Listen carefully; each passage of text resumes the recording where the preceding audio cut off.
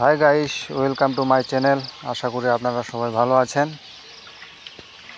তো ধানগুলোকে লোজিং আপ করে দাঁড় করিয়ে দিচ্ছি। চার পাঁচটা গোছায় একসাথে নিয়ে দুইটা ধানের গাছ দিয়ে বেঁধে দিচ্ছি। এতে করে ধানের গাছগুলো দাঁড়িয়ে থাকছে। এভাবে কাজ করতে বেশ কষ্ট, তারপরও কি আর করার, যতটা পারি সুরক্ষিত রাখার চেষ্টা করছি। তো আপনারা দেখতে পাচ্ছেন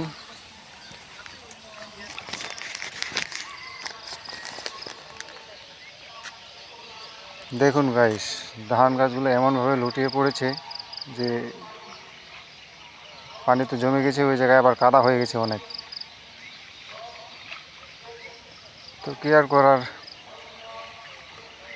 এখানে তো কারো আর হাত নেই। এখন চেষ্টা করি যতদূর পারি সুরক্ষিত রাখার।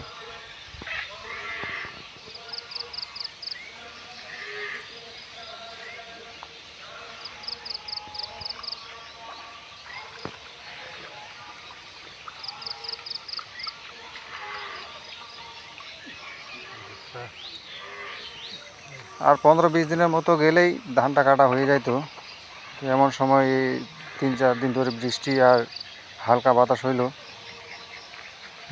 ধানের গাছগুলো সব পড়ে গেল। তো দেখতে পাচ্ছেন গাইস,